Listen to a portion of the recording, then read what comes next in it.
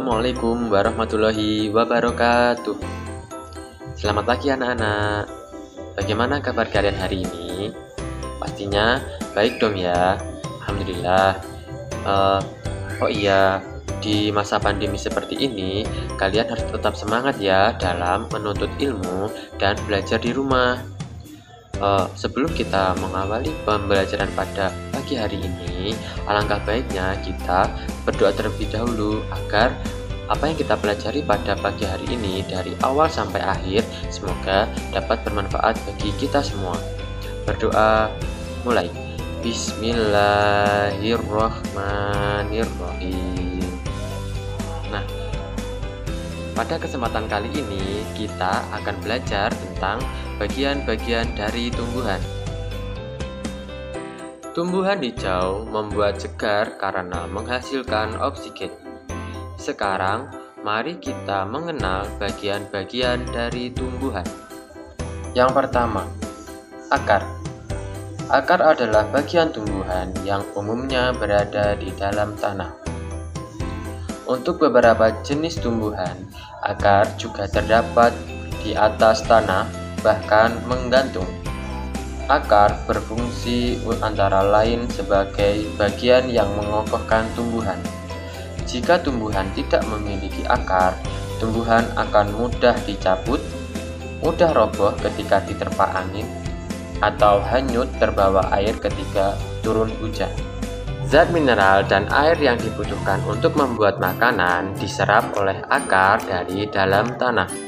Namun, pada beberapa tumbuhan tertentu, akar tidak hanya berfungsi menyerap air dan mineral, tetapi juga berfungsi sebagai penyimpanan cadangan makanan, misalnya pada beberapa tumbuhan umbi-umbian. Yang kedua, batang.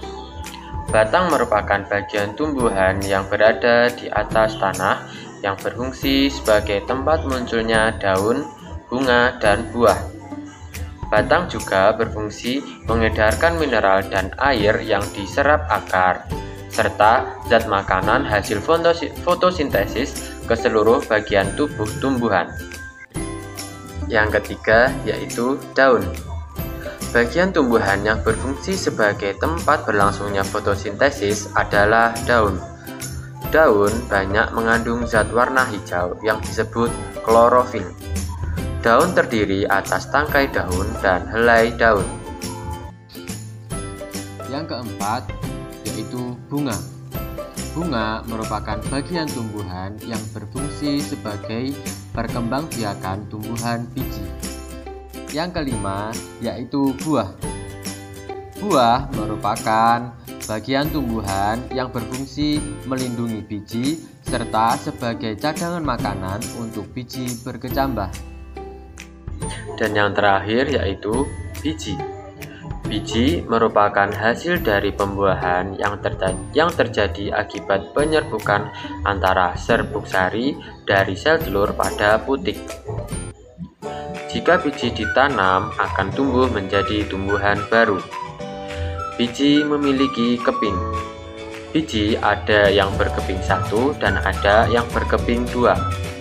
Biji berkeping 1 disebut monokotil dan biji yang berkeping 2 disebut dikotil.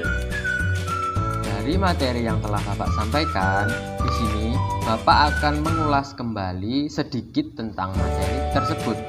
Untuk itu, Bapak akan menyebutkan pertanyaan dan tolong kalian tulis di buku masing-masing ya.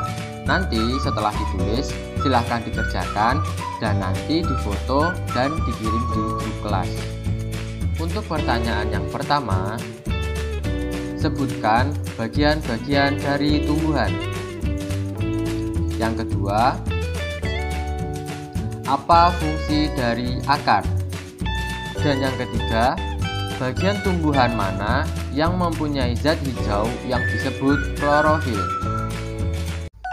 Sebelum Bapak mengakhiri pembelajaran kita pada pagi hari ini, jika ada yang perlu ditanyakan atau yang belum paham, bisa ditanyakan di grup kelas ya. Sekian pembelajaran kita pada pagi hari ini mengenai bagian-bagian dari tumbuhan. Bila ada kurang dan lebihnya, Bapak mohon maaf. Assalamualaikum warahmatullahi wabarakatuh.